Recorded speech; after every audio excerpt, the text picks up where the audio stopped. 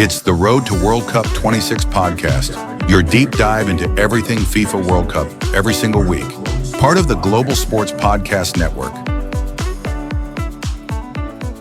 Welcome. It's Road to World Cup. Eddie, it's 145 days till the World Cup starts. Well, at least you're not counting them off on a big kind of thing on your wall. Then that's I have. Yeah, it looks like I'm in prison.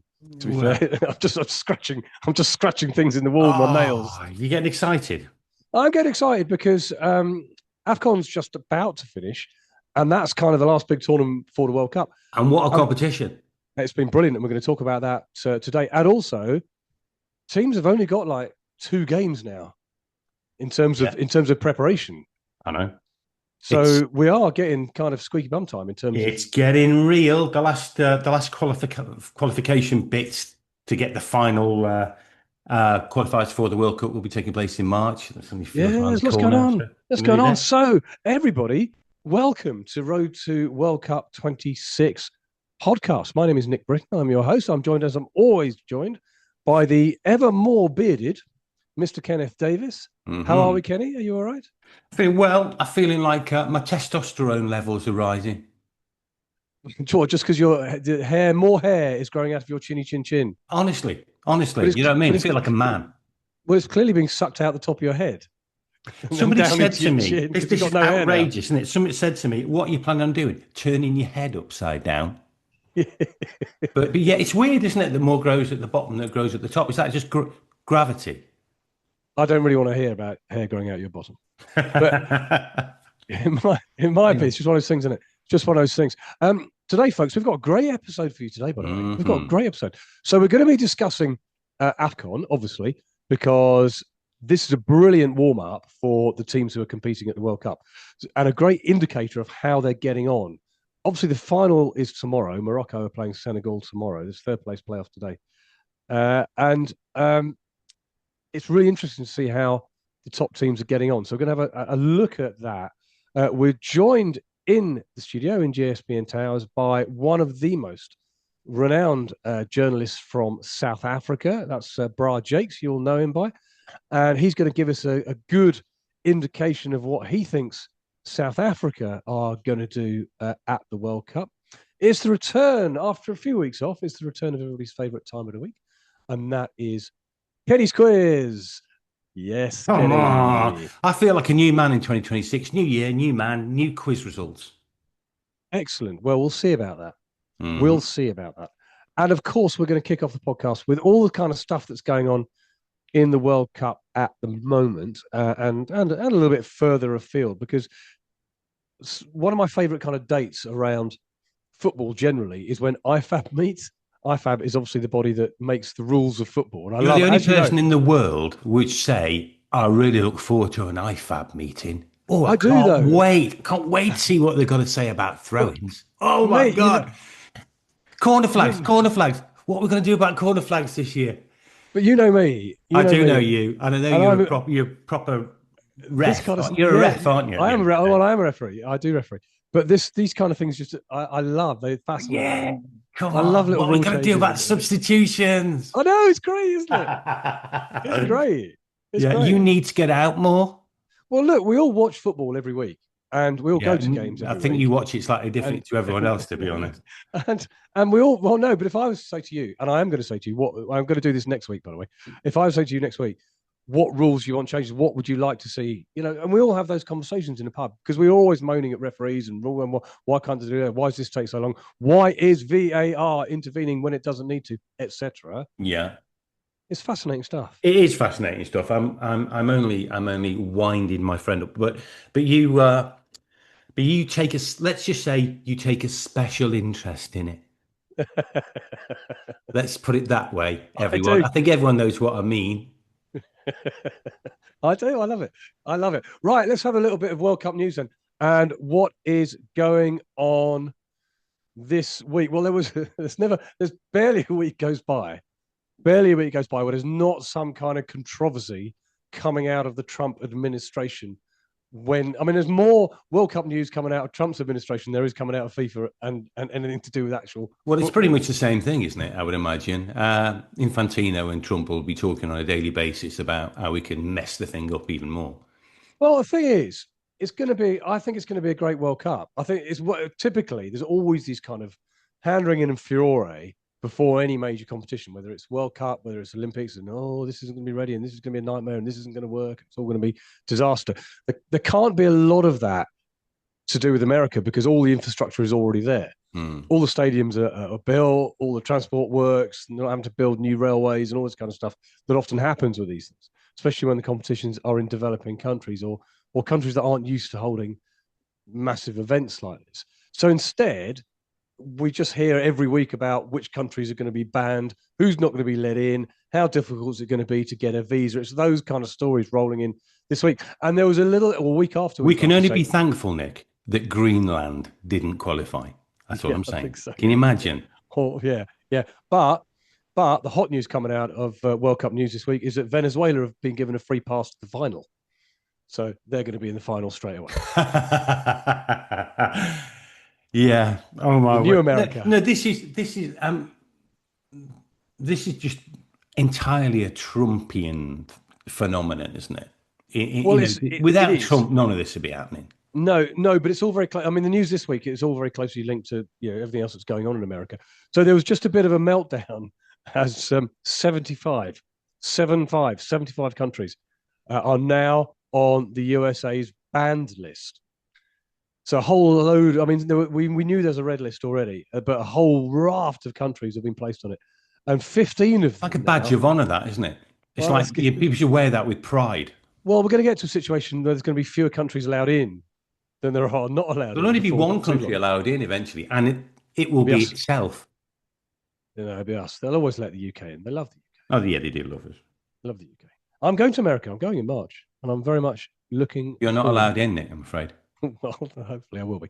But 15 of those World Cup teams, including Brazil, Morocco, who expects to go, and then who else? A lot of African countries, as you kind of might expect, given the geopolitical situation, but also some from South America, and we know what's kind of going on geopolitically with South America at the moment. So everybody's kind of thrown into a mad panic, and the White House had to sort of send a message out fairly swiftly to say, no, calm down, everybody. This is just for like permanent residency. It doesn't mean you can't come for the World Cup. In brackets, but we'll see about that. Close brackets. And so I don't know whether that means applying for a kind of we have to apply for like an ESTA, don't we? Like a temporary a tourist visa. Whether applying for those is going to be much harder coming out of those countries. But it caused a little bit of a fury this week when everybody thought, all right, there's 75 countries now not allowed to come for the world's biggest football tournament. It is horrible. The optics are horrible in the sense of, this is a festival of the world's greatest sport, really. It should be, like the Olympics, a celebration of man's friendship to man over the beautiful game. It should be, politics aside, it should be welcoming all football, soccer supporters from around the world to the greatest celebration of the game.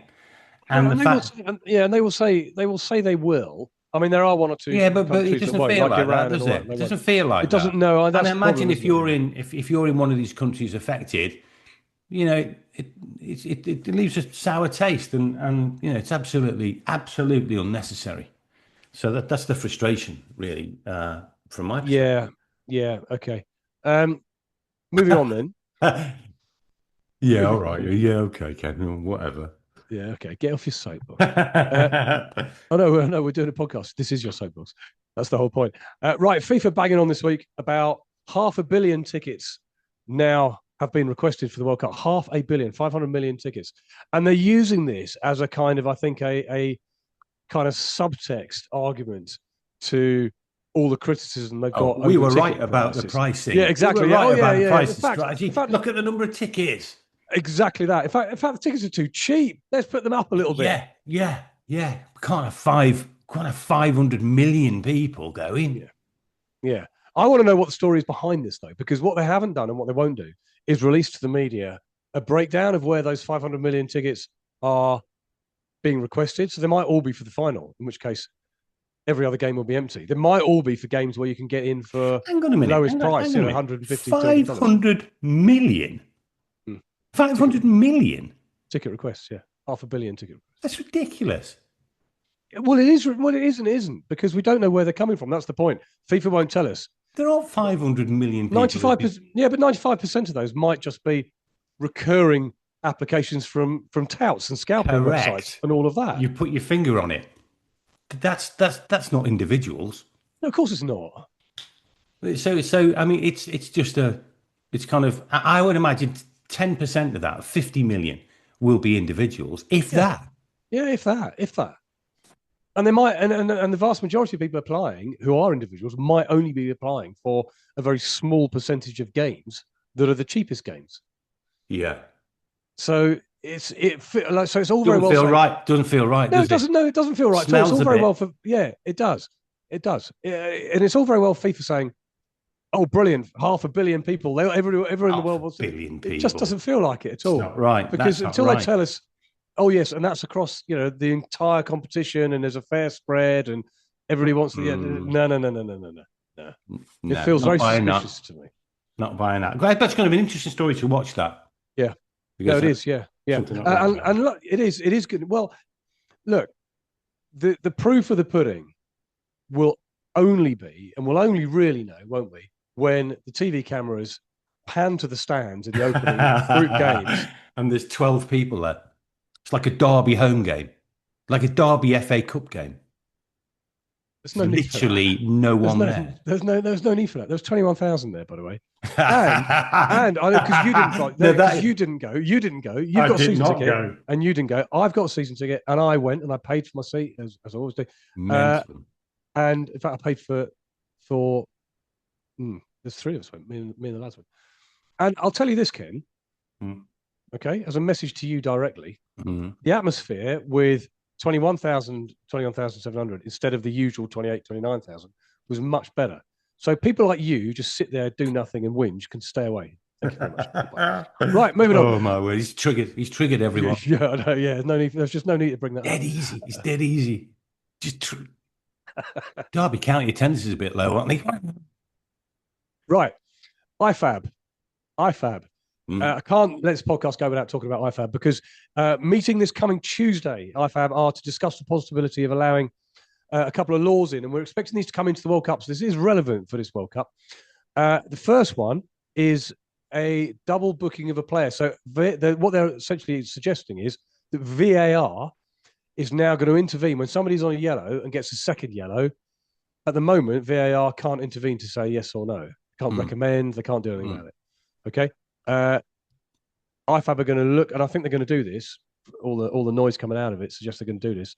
Is that VAR will be able now to intervene in situations involving a double booking of a player, either to confirm a second yellow or to recommend the referee doesn't do it and presumably has to go and look at the screen and have that whole charade of looking at a screen, even though they know all they're going to do is go with the VAR anyway. Yeah. And they're never going to go, oh, no, I've looked at it and I'm going to stick with my original decision. You're wrong. Yeah. It doesn't happen, does it? So, yeah, that's interesting. What's your view? Good idea? Not a good idea? I have a very, very strong line on VAR, which has never failed me yet, I think, which is I believe in VAR with anything to do with metrology, measurement, where if someone's toenail is offside, I'm okay with VAR. Has the ball crossed the line? I'm okay with VAR.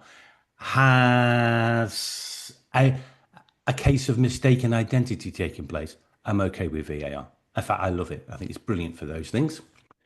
I hate VAR when it's about judgment. I hate VAR when it's second guessing the referee. I don't believe in VAR in that scenario. So in the case of the second yellows, dead against it. Only in the case of mistaken identity do I think it's got any relevance to play in it. I am. That's my view of VAR. Always will be. And to be honest, I think it's actually the voice of reason and common sense. I thought when you said you believe in it when only to do with issues of metrology, you thought it was going to predict the weather, but it's a fair point. You're going to like the second bit, Ken. You're going to like the second bit because the other thing they're going to do, I think, when they meet next Tuesday, is rubber stamp the idea that VAR can now get involved in issues of corner kicks, i.e., when the ball goes in and out of play or doesn't go in or out of play. Yeah, I'm 100% behind that. That's exactly what VAR should be doing. That's what all VAR should be focused on. VAR should operate exactly the same way as it does in cricket to actually predict, tell you whether something, massive fact has happened, not a judgment. Not interpretation. Yeah. Okay. Yeah, that's absolutely my view on it. I think you might as well not have a referee, to be honest, if you're going to do that. That's what a referee's there to do. Looking at some of the referees this year, that might not be a bad idea. Right. Okay. Last thing then on this IFAB meeting is one of the things they're going to talk about, and I think we're going to do a little bit more of this maybe next week, is the what's known as the sort of Arsene Wenger rule of offside, which has been mooted around for a long time. Now, the daylight thing. Well, yeah, it's clear advantage, i.e., it's only offside, and we don't quite know what everybody's got a view of what clear advantage might be. But this came to the fore, and I don't know if you saw this. I don't know if anybody listening saw this. There were two semi-final cup games in the League Cup in England this week. Manchester City played Newcastle, and Arsenal played Chelsea. And in the Newcastle-Man City game, Antoine Semenyo, who's just moved from Bournemouth to Man City, had already scored a very good goal and scored another goal pretty much from a corner. Good finish. Nobody batted an eyelid in the stadium. Do you know what I mean? None of the players did anything. And suddenly, the dreaded referee stopping, as if he's been the line of fire and be told to stand still, putting his finger to his ear. Clearly VAR and Stuart Atwell. So Stuart Atwell's VAR for that game. Yeah. So everybody just sort of eyes start. Here we go. He's seen something. And anyway, Haaland in whilst Semenyo was kind of scoring, was jostling with Matshelane and was deemed to be interfering with play, and it took VAR 5.5 minutes. Yeah, 5.5 minutes to decide that a millimeter of his smallest toe was offside. I mean, nobody thinks that's a good idea, do they? I do. Because that goes back to what we were saying earlier on. It doesn't matter if you're a millimeter, it doesn't matter if you're a meter offside. If you're offside, you're offside. It's absolutely binary.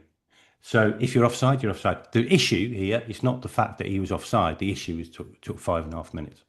So actually, what they need to do is look at the reasons why it took so long to make that decision. If you're offside, even by an electron, you're offside. So I have no issue with that. You don't believe in that. You don't. Well, okay. So what is your thought on the Wenger rule of there has to be clear advantage? It's a mistake, because then you're getting into judgments of what constitutes a clear advantage. I think it would be a terrible mistake. And I think it would make it 10 times worse than we've got now. Okay. Well, to be fair, I mean, that only actually just confirms what I've always believed, Ken, and that people like you ruin football. No, actually what it confirms is I should be head of IFAB. Well, you could be head of IFAB. You could be head of the PGMOL, which is in the UK, the England. Yeah, the referees. And I don't think anyone listening. There are millions of listeners who are going to be listening to this thinking, you know what, that Ken Davies, he talks some sense. No, they're not. They just think, oh, Ken is that massive fun sponge we hate. He's that guy. He's that guy who wants to ruin football and take all the fun out of it. I will say on this, I'm sorry, I keep banging on about English football, but I'm not too much. But last week it was the FA Cup in England, and there was no VAR anywhere. And guess what? Nobody missed it. Okay. Nobody missed it. This was going to run and run. I've got a feeling we may come back to this issue. Referees were allowed to use it. Yeah, I think we are. Referees were allowed to use their judgment. I wasn't going to bang on about this too much today, but you've just got me going. You've just annoyed me. Referees were allowed to use their judgment. assistant referees, also linesmen, as we used to know them, are allowed to use their judgment, and nobody minded. Yeah, nobody minded. No, you talk to any. Look, you're a Wrexham fan, so you'll never ever know what I'm about to say. But if you talk to any Premier League supporter, any support of a Premier League club, and you'll have to talk to them because you'll never experience it yourself, then they will tell you that VAR just ruins the match-going experience. It ruins it in the way it's constituted currently. If it purely was about metrology, it wouldn't. The problems are on the judgment. Doesn't matter whether it's sunny or not. It doesn't matter. It does. It matters a lot if the ball's gone over the line. For a goal, it matters a lot if the ball's gone over the line for a throw-in or for a corner. It matters a lot, and that's what it's there for, and that's what all it should be used for. There's already goal line technology that does that perfectly well. Thank you very much. Right. We're going to carry this on. More rules of the game talk next week, without a shadow of a doubt. And I want to get onto time wasting, by the way, next week. I want to get onto time wasting and what IFAB should be doing to crack down on time wasting from the biggest culprit now of time wasting. Oh, well, don't. That's going to be very interesting. Just leave that there so people can think, oh, what was Nick on about? I wonder what it is. Yeah. Right, we're gonna move on in just a moment to talk about Afcon. And before we do, though, I would just like to give a shout out to one of our dear listeners from Switzerland. And the reason I'm giving a shout out is because Ken, he was nice enough over Christmas to drop us an email when we had a bit of technical difficulties. Nothing to do with us. It was the global outage of Cloudflare. Then we broke up for Christmas, which I think was a fair and reasonable thing to do. But early January. Got a lovely email from Bioniq in Switzerland, and he said, "Hi, I was wondering where your weekly podcast was in the last 3 weeks. Is everything okay?" Oh, bless him. How nice is that? He's always been my favourite listener, to be honest. I don't care what you say about him. I like him. He's always been my favourite Swiss person. Oh, yeah. Can you imagine January in Switzerland? It must be beautiful, mustn't it? Oh yeah, it's beautiful all the time. I've been to Switzerland a couple of times, and I think it's amazing. It's expensive, but it's an amazing country. It is. Well, Bioniq, you thank you for sending that email. I'm glad you're a listener. He sounds to me like someone of our kind of intellectual kind of level. Not mine, maybe. Yeah. Well, he's a great guy. Not yours. After your rubbish VAR rant, you've fallen down, and your beard, you've fallen down.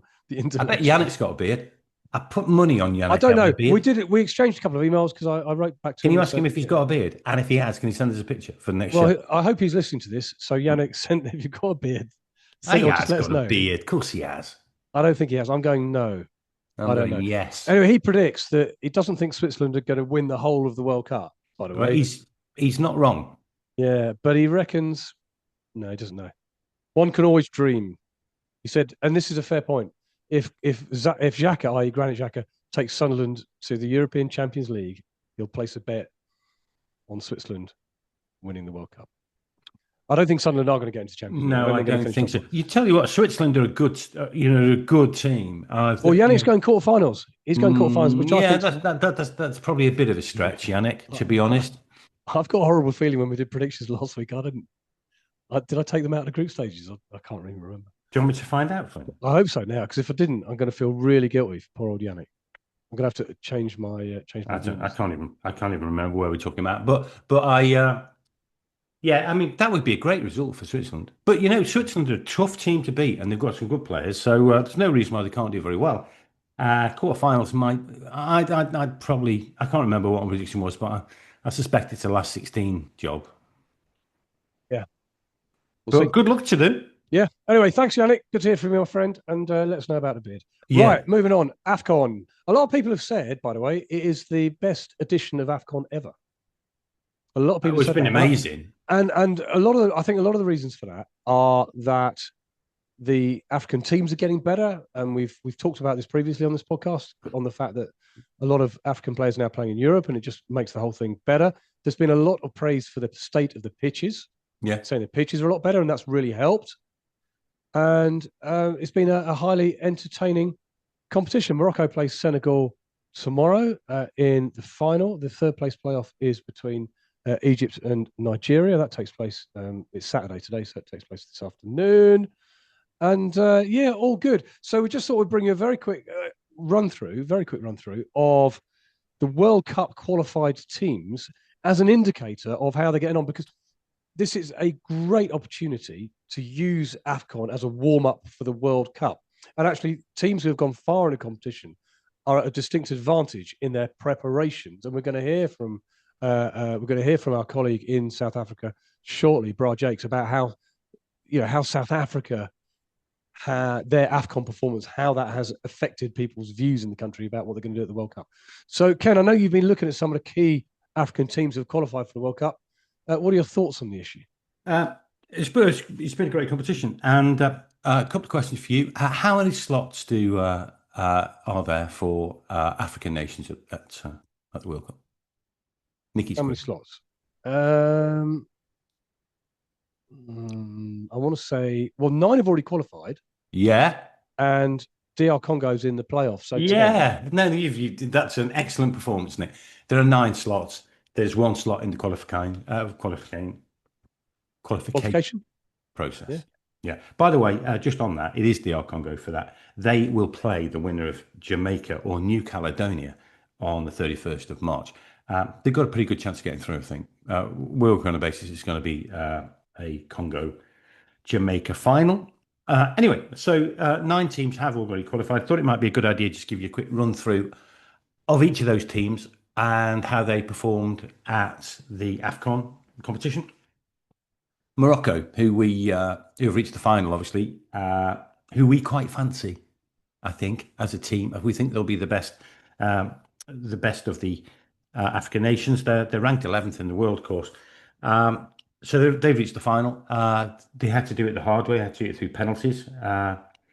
They drew 0-0 with Nigeria, which is an interesting. It was a wretched game, by the way. It was an awful game. It was. And Morocco absolutely deserved to win. They were the much better side. Nigeria just never really turned up. But the interesting thing about Nigeria did not qualify for the World Cup. They are the big loss from this World Cup because remember, Afcon is like a group stage thing and then it gets into the round 16. They won every game in the group stage. They're miles ahead of the team in second, Tunisia, who were in the World Cup. And then they went all the way through to the semi-final. I mean, Nigeria are a team that should be at the World Cup. They must be devastated that they're not. Well, it serves them right. They had the opportunity. They even had the opportunity of they made a hash of the group stages. They started really badly. Got better as it went on, but never fully recovered. Didn't do enough. They then had an opportunity to put that right in a playoff against DR Congo. Lost that. So serves them right. It does, but they are a bit of a loss. They'll be kicking themselves. So Morocco have got to the final.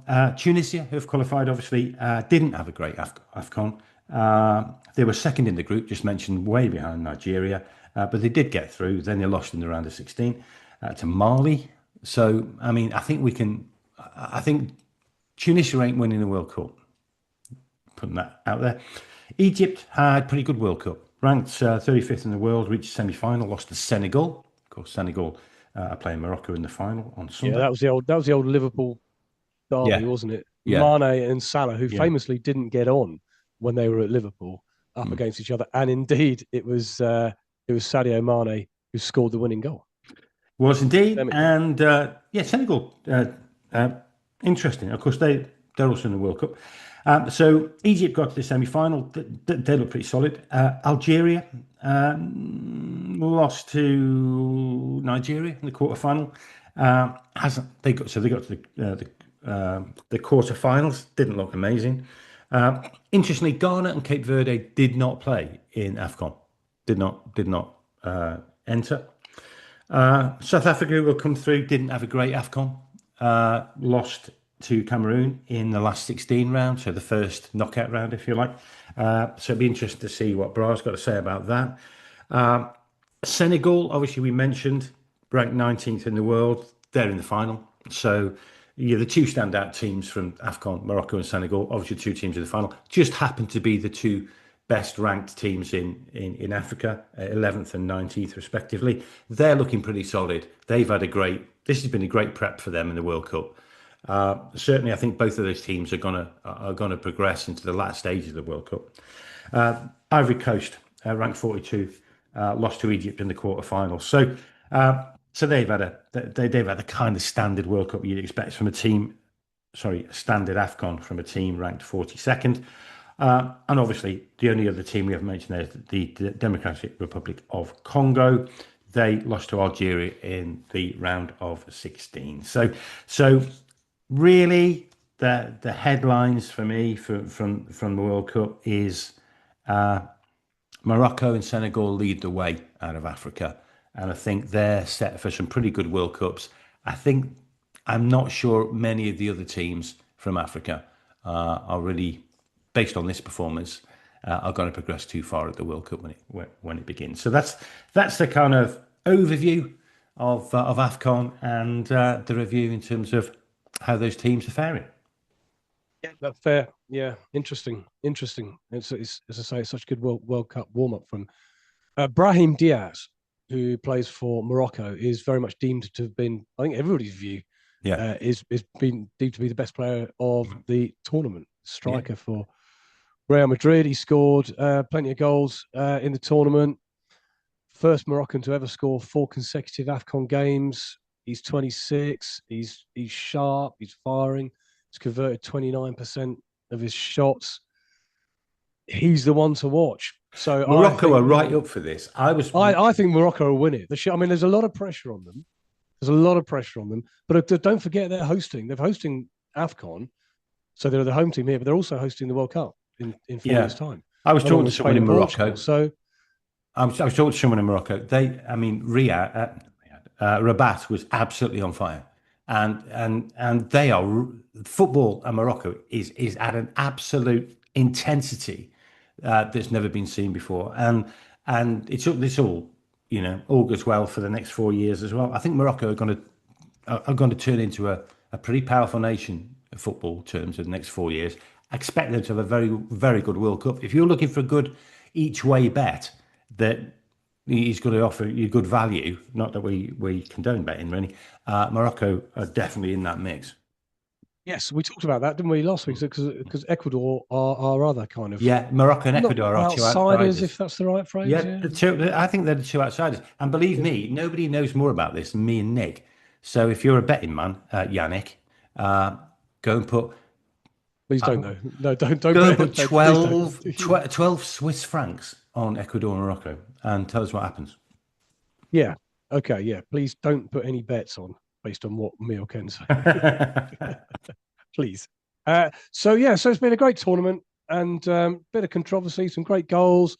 Hugo Bruce, the South African manager, has been causing chaos, as he likes to do with some of his rather outlandish comments. And when it all, the dust all settles on it all tomorrow afternoon, I think they'll look back at it and go, yeah, it's been a really good tournament.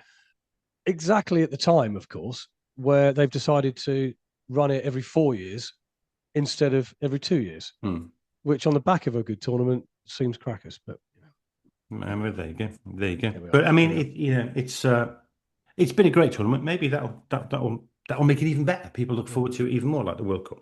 Shall I do an advert? Do an ad, and then we're going to have a dive into South Africa. Okay, so the Road to World Cup podcast, the podcast you're listening to now, has partnered with Bioniq, the world's most personalised supplements, because your body, Nick, is unique. And because without knowing exactly what your body needs, if you take just off-the-shelf supplements, you may not be getting enough of the nutrients you need. You may be getting too many of the nutrients you don't need. And Bioniq provide 100% tailor-made supplements. And imagine that, because they're specifically designed for your body, not just any body. They're crafted to deliver precisely what your individual body needs at exactly the right level. So click on the show notes for more details. Use the code Road to World Cup 26 in uppercase, and you'll get 40% off your first order, and your body will be very pleased that you did.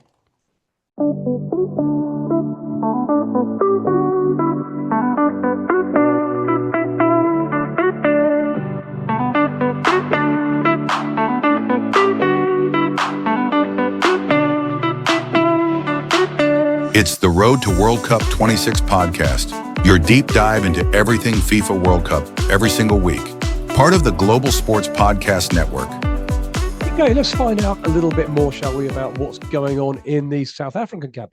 And delighted to be joined live from Pretoria is the renowned football journalist, the former sports editor of independent newspapers and the Star Africa, and a real expert on all things South African football, and that is Matshelane Mamabolo. I hope I pronounced that right. You may know him better as Bra Jakes, which might be easier for me to pronounce. How are you, my friend? It's lovely to see you. I'm good, thank you. Thank you so much, Nick, and thank you for having me on your podcast. No, it's great to have you, and great to get a real bit of expert insight into what's happening. How do you think South Africa is shaping up then for the World Cup? Because we're only a few months away now. It's when we qualified, there was great excitement. You'd remember we hadn't qualified since 2002. When we hosted 2010, we didn't play in the qualifiers. So it has been a long time coming, and the excitement was we are going to the World Cup. But now that we've had the Africa Cup of Nations, where expectations were also very high. The last Afcon, we finished third, and there was this whole belief that this one coming 30 years since we last won the tournament, the hope was that we would probably win it, but got knocked out in the round of 16. So suddenly that whole excitement about the World Cup is sort of diminished. The excitement was we could do well there, but suddenly we are seeing our national team, I think, for what they are. A lot of people are realizing that we are not as strong as we thought we were. We are very thin up front as strikers. You'll realize the South African team was mainly made up of players playing in the domestic Premier League.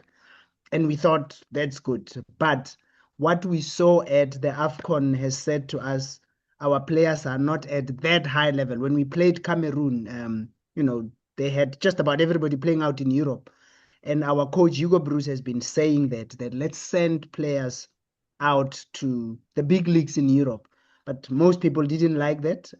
One of the big talking points has been one of our top defenders, Mbekezeli Mbogazi, who's going to play for Chicago Fire, and the coach did not mince his word. He's not happy. He does not rate the MLS at all. And, so that was very controversial, but people were saying, listen, young man, rural area, comes from a poor background. He's got an opportunity to change his life, be it in the Americas. It's a big league, Messi and them. So yeah, the excitement is not as big as it was. But I think once the Afcon finishes and we go back to the domestic league, people will start looking at the World Cup. And I think the big thing is also the what the Afcon did for us is to say to the rest of the players, the door is open. The players who were at the World Cup at the Nations Cup didn't do much to cement themselves as these are the guys who are going to the World Cup. So I'm expecting to see when the league starts, especially here domestically, players playing very well to try and impress Coach Hugo Bruce. Interesting what you say about sending players to play in better leagues than perhaps your domestic league.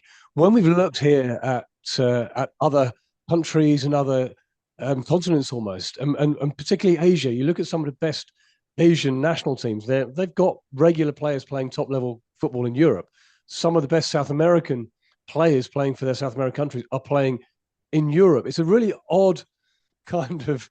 I guess it goes against the norm to suggest no, actually, you should be playing in a domestic league, and a domestic league, with the greatest respect to South African football, isn't going to be as good as perhaps playing in Europe. Yeah, sure, that's true. Look, I think it's just a patriotic thing where when people hear it being said, they feel almost offended. Especially, look, Hugo Bruce, think of it this way. I'm sure you know the history of South Africa, apartheid South Africa, and there's always this thing when a white European or a white man from outside South Africa tells us how things are. It's a lot of times it's not taken well. The old man I know, I've interviewed Hugo Bruce. He means well. A lot of times, he's one guy who's coached in Africa a lot. He won the Nations Cup with Cameroon. He was with Algeria. He means well. He's been around. He's played in Europe. The reality is the standard of most of the European leagues are much higher than our league. And we've seen it in the past when we've had your Lucas Radebe, your Benny McCarthy's, and all of those guys playing overseas. The standard of our national team was a bit higher. So he's only saying that because he knows it's true. And I think as South Africans, we also know that. I think what we liked was 2 years ago when we finished third at the Africa Cup of Nations. The majority were local players. We had about 9 players from Mamelodi Sundowns, a few. So that made us seem to think, no, we are good enough, But the reality of the previous Nations Cup was such that it was an anomaly. You had just big surprises. Teams that are traditionally the best performing teams just didn't have a good tournament. And Hugo Broos did say when we were going to this Afcon that things are not going to be like they were. The big teams now know that you cannot take anybody for granted. And we've seen it. You look at the Nations Cup now, the top 2 are in the final. Morocco and Senegal are the ones in the final. So the reality of it is, yes, as South Africa, the more players we can send overseas, the better for our national team. I remember Lucas Radebe from his Leeds United days. He was a very good player. I mean, Bruce, he seems to make a habit of upsetting people, and certainly during Afcon, he's upset a few people. But he's got good pedigree. He's a good coach. He should be able to get the best out of these players. Yeah. Look, I mean, people get upset, but I mean, I think as an older guy, you will know. The older people get, they don't sanitize what they say. He says it as he says it. And that's just what we've seen with Hugo Broos. I love that about him. One of the things that he did at the Afcon was he spoke about how he felt the vibe of the Africa Cup of Nations was not as good as when it was in the Ivory Coast. But the reality of it is, it's Arab world. The Arab world and the West Africa are never going to give you the same vibe. And I think that's one of the things. But as a coach, I for one, rate him very highly. He's coming to South Africa. We honestly were nowhere. He came in, he changed how we looked at things. When he came in, our national team was made up of very seasoned players who were old. And he came in and there was a player called Themba Zwane, our superstar. And he said Themba is too old. He dropped him out of the squad, and there was just everybody was angry with Hugo Broos. But as time went on, he brought in quite a lot of young players. I mean, it was unheard of in the past for a 20-year-old to play for the national team. But Hugo Broos has brought in this Mbokasi guy who's going to the MLS. Is 20. We had the Relebogile Mofokeng, Mohankota. The team is very young. So what he's going to leave us with, he has said he's retiring after the World Cup. Whoever is going to take over is not going to have to start from scratch because there are so many young players. I mean, he took a Chandre Campbell, who's playing in Belgium, a youngster, 20-year-old, to the Nations Cup. He didn't play him, but just having that boy there talks to when the next coach comes in, he knows what the system is like. He knows what it is like to be at a big tournament. So I'm really happy that we had Hugo Broos as our coach. And looking ahead to the World Cup, it's a tough group we are in. We've got Mexico, the opening match. I mean, you're playing at the Azteca in front of 70,000-80,000. It's not going to be easy. Half-assed, yeah. I mean, funnily enough, when Ken and I in the last podcast did our full run-through of predictions, I had England in the round of 16 going to Mexico and losing because I think they're going to be a really, really tough team to go to and beat. Yeah, so we have, as South Africans, we've never gone out of the group stages into the knockout. That's the hope. The hope is we qualify. And with this World Cup being as big as it is, there's that also that fact that teams that finish third could go into the next round. So for me, that's our hope, really. Look, football can be fickle. We can go there, surprise Mexico, get a draw if it's possible, a repeat of what happened way back in 2010 when we hosted and they played us in the open and we played a draw. If that happens, all good. And then we might play, everybody's thinking from the playoffs, we might play Denmark. But there's the Czech Republic there.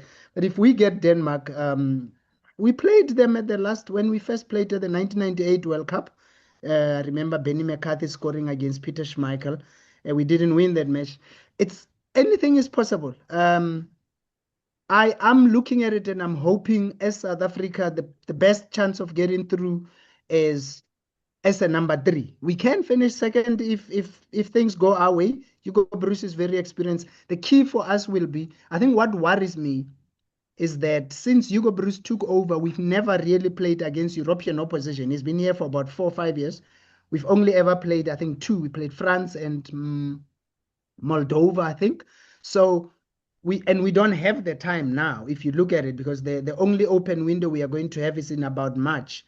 My thinking is they have to get opposition from Europe just to try and get us ready. Yeah, we were looking on the podcast at South Africa's form a few weeks ago, and it was good. And I think it's 6 wins out of the last 9 or 10 games. But when you look at the level of opposition you're playing or have been playing, that's nowhere near the level of opposition you're about to face. I think that's fair to say. Yeah, so that's our biggest challenge. A lot of, in fact, the people who are not pro Hugo Bruce look at that and say, yeah, everybody, you're all saying this guy has done great, but it looks like he's been picking and choosing. But to his defense, Hugo Bruce has said, why should I be playing European opposition when I'm busy preparing for an Africa Cup of Nations? So that's been his reasoning, which is fair. Yeah, that's fair. Yeah, that's fair. And sorry, go on. Yeah, so that makes sense. But when you then look back here at home, there's this huge comparison between Hugo Bruce and Clive Barker, who coached us early on in the 90s, 96, won us the Nations Cup, qualified us for the World Cup. And people are saying, but Clive took on all comers. We played your Germanys with Klinsmann, and then we played Brazil, we played Holland at their peak. And what that did for our team, yes, we didn't win those matches, but what it did was it exposed them to high-level competition and built their confidence. So the worry now is you have this group of players who are majority of whom play domestic football. You are going to take them to, just like it happened now at the Nations Cup, you're going to be playing against people who play intense competition week in, week out, and we might be found wanting there. So hopefully we get at least 1-2 matches in March against top-class opposition. Even if we lose that, it's just to say to these boys, this is what's coming when you go to the World Cup. Yeah, it's all good experience. So listen, lastly then, just give us a couple of players that we should be looking out for. Is anybody that's going to catch our eye, do you think? Look, I mean, this boy that I'm telling you about, Mbegezeli Mbogazi, is a solid defender. He is now going to be playing for Chicago Fire, so I think a lot of people will be able to see him. Solid defender. He's left-footed, plays centre back. I don't know if you remember, a few years ago, South Africa, we exported, what's his name? Mbulelo Mabizela, who played for Tottenham Hotspur, scored on debut against Leicester. He just lost it because of off the field. But this kid is similar, very solid, good player. He unlike your defenders who hoof the ball forward, he doesn't. He plays it out. He's comfortable on the ball. So he's one. There's a youngster called Relebogile Mofokeng who plays for Orlando Pirates as well. If he does get to play, he's the most exciting player we currently have now here in South Africa. He's very good. Our right back, Khudiso Mudau, a lot of us are surprised he hasn't been picked up by one of the European teams because he plays Champions League football in Africa. Top player. Our midfielder, Teboho Mokoena, is an anchorman, workaholic. I mean, nothing goes past that kid. So we were also surprised after the last Nations Cup that no European league saw him, but he's the kind of player. So those are the players. Our goalkeeper, Ronwen Williams, I'm sure a lot of people know him. Yes, he was nominated. He's very well known. Yeah, very well known. I think. Yeah, he was the best goalkeeper in Africa, nominated for the Pushkas. But that's right. He was voted the ninth best goalkeeper in the world. Was it last year? So yeah, 52 caps. He's very well experienced. Yeah. Yeah. So we've got those, and look, it's football can be there'll be players who just have a good tournament and just surprise everybody. But for us, when we talk of the core of our players, those are the players we speak of. Excellent. So finally, I'm going to ask you to gaze into your crystal ball and predict where you think South Africa are going to finish. Head over heart here, or maybe not. Maybe yeah, not. sure. No. Like my head says, yeah. So I foresee a situation where we get into the knockout stage as one of the best third-placed teams. And I think that's where our tournament will end. Whoever we will meet will probably knock us out in the second round of the World Cup. So for us as South Africa, that would be a success. Getting out of the group stages. We've been to 3 World Cups actually, never gotten out of the group stages. I think this is where it's going to happen.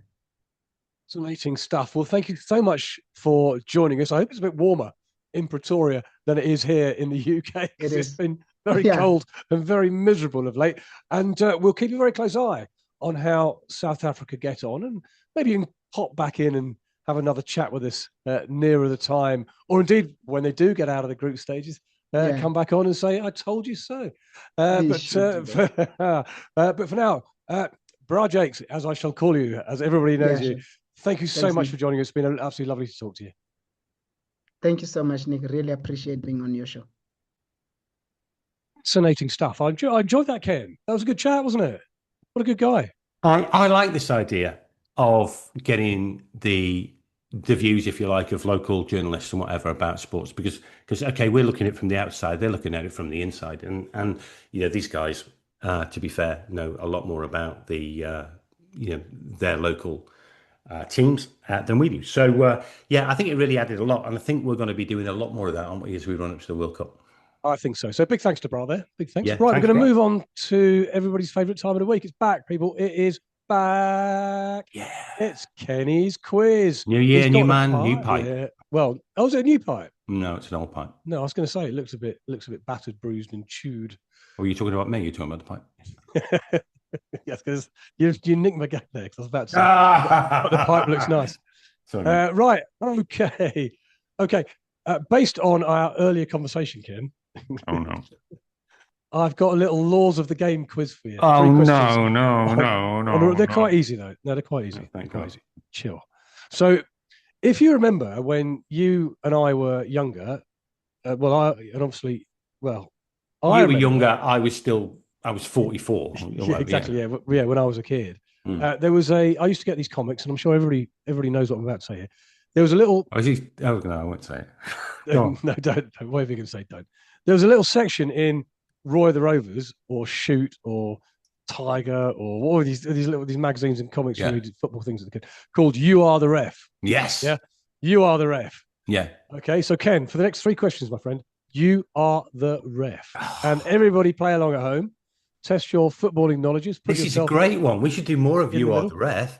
Yeah, absolutely. So, question number 1, which concerns offside and deliberate play. Okay, you ready? An attacker is in an offside position when a teammate plays the ball through to him. Yeah. Defender stretches to intercept it, makes clear contact, but miscontrols the ball. It falls to the attacker who stood in the offside position. He takes the ball on and scores. What decision do you make? Offside. Flag goes up, offside. Yeah. And what's the sanction? What's the sanction? It's not. It's free. What would you do next? Well, it's a free kick to the defending side. What sort of free kick? Indirect. Indirect free. So blow up, offside, indirect free kick. Yeah. Incorrect. That was the easiest one as well. How could you not know this way? This is a problem I had, you see. When I referee, or indeed when I'm watching Derby and what have you, is idiots around me who don't know the rules. Okay, tell me what. Go on. What is the rule? So, the rule is essentially that if it's whoever the ball comes off last, and you can't be deemed to have an advantage if the ball comes off the defending player. Now, that then comes into, did they deliberately play it or not? If they deliberately play the ball, okay, it's deemed to be not offside. Okay. If they don't deliberately play it, i.e. it bounces off them or ricochets off them or hits their back or something like that, then that's not deliberate and therefore it is offside. This is why the rules of football are crap. No, it's great. It's good. So actually, it should be is the bloke standing offside position when his teammate passed it to him, not deliberating what part of the body came off the defender and whether he was thinking about trying to make that happen or not. That is where we get this so wrong. And I don't care if they are the rules and you are the ref and they are the ref rules. It's wrong. And what I said was right. So in that situation, you've gone proper angry now. So in that situation where, say, the fullback plays the ball back to the goalie, and he just doesn't see the striker lurking around, and actually the striker intercepts it and shoots, that's offside in your book, is it? That's exactly the same. Because he wasn't played through by his teammate. It doesn't matter. No, that's not the point. It doesn't matter to me. Well, you're just making up rules. Okay, yeah, maybe I am. So maybe this should be, you are the ref. What should the rule be? Never mind what is the rule, because we'll do an A and a B for this. Anyway. You're standing in an offside position, but you're only offside if your team kicks it to you. Yes. What? Oh my goodness. Right. Okay. Let's move on. 0 out of 1, and deliberately so. I hope everybody got that right, because that was quite an easy one of them. Right.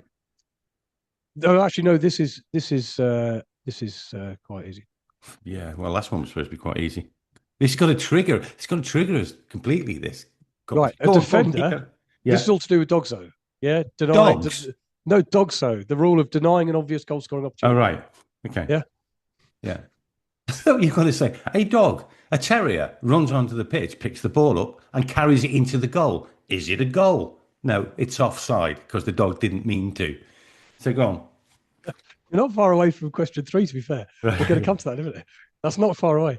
Yeah. Right, question 2. A defender inside their own penalty area trips an attacker who is moving directly towards the goal and with an obvious goal-scoring opportunity.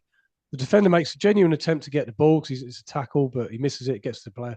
What's the correct decision and disciplinary action? What do you do? He's clean through, or he's in a position where he's about to take a shot, and it's obviously it's taken down by the defender who's trying to get the ball, but takes him down, doesn't get anywhere near the ball. Yeah. What do you do? It's a penalty, and it's a booking. Correct. Why is it a penalty and why is it booking? Well, it's a penalty because it's a clear denial of a goal scoring opportunity. No, incorrect. It's a penalty because it's a foul. It's a foul. It's a foul inside the penalty area. It's a foul. Yeah, it's a foul. Good. And it's a booking because it's an undeniable denial of a goal scoring opportunity, but it was not done with malice, if you like. It was done in a genuine attempt to actually win the ball, but just mistimed. Right, well, you got the right answer, but for the wrong reasons. Okay. Because if exactly the same situation takes place outside the area, i.e., genuine attempt to play the ball, miss the ball, takes the player down, it's a straight red card. But the rules were changed 3-4 years ago, whenever it was, I don't know, on the basis that it was felt that inside the penalty area, the attacking team gets a significant advantage by being awarded a penalty, and we all know what penalties are. Ken, you what know. A load and tosh!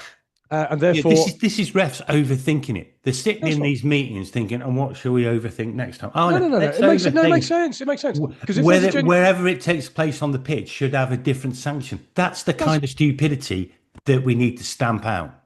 You need to get yourself on the board of the referees and say, "Look, that's stupid. Things shouldn't be different wherever they are on the pitch.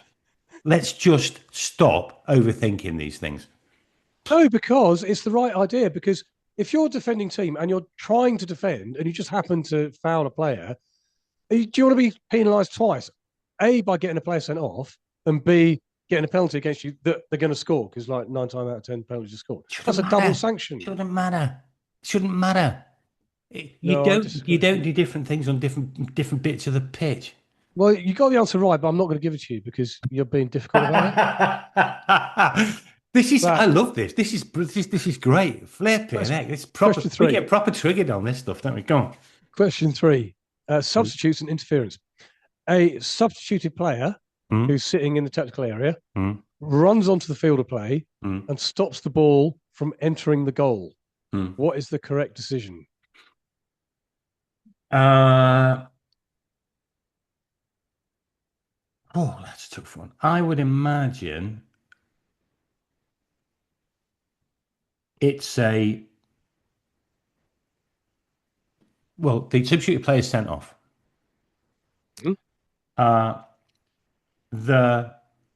It's not a goal. Correct, because the ball didn't go in.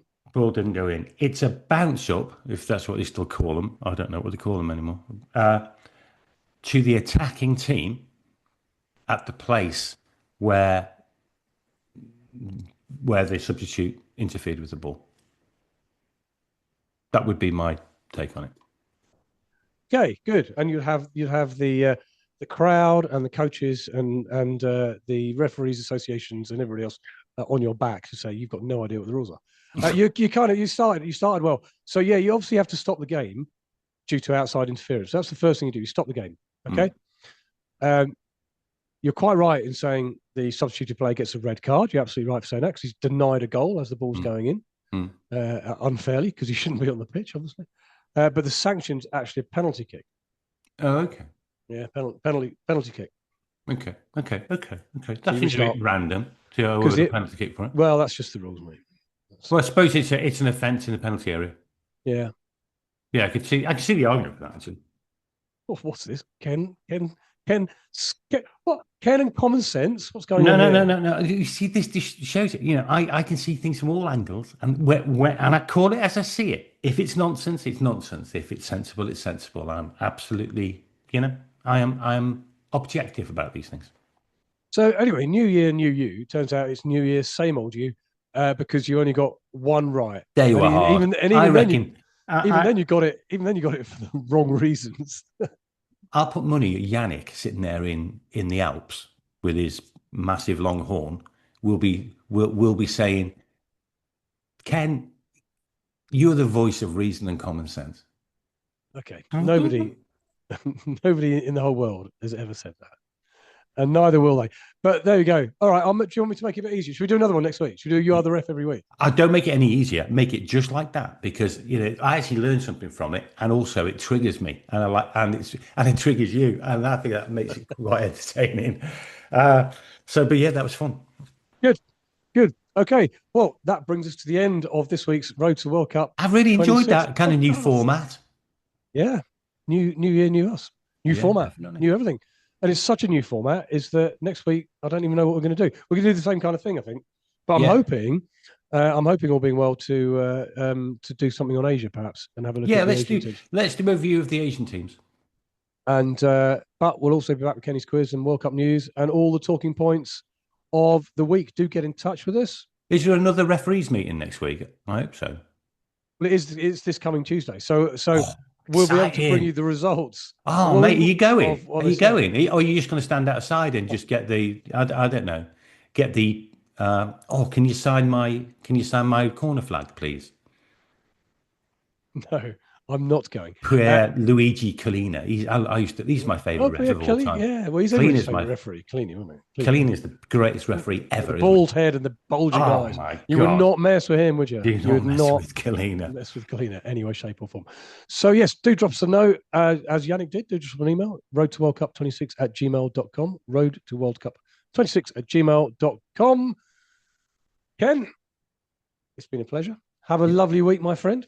Yeah, who've Derby got today? Away at Preston North End today. We're fourth in the league and doing well. So. Yeah, Preston going to beat you. Wrexham home against Norwich. That should be a winnable game. I think Norwich having a poor. They have picked up a little bit, but they're having a poor season. But we've won 4 on the bounce. You're on the right. You're on the right. We beat Nottingham Forest in the FA Cup, so we are absolutely flying at the moment. Well, at least you didn't come to Pride Park and beat Derby. Right, yes, we did. That's the end of the podcast. No, what? I can't hear you. Turn your microphone off. That's the end of the podcast. Everybody, have a great week. Until we meet again, look after yourselves, look after each other. Goodbye.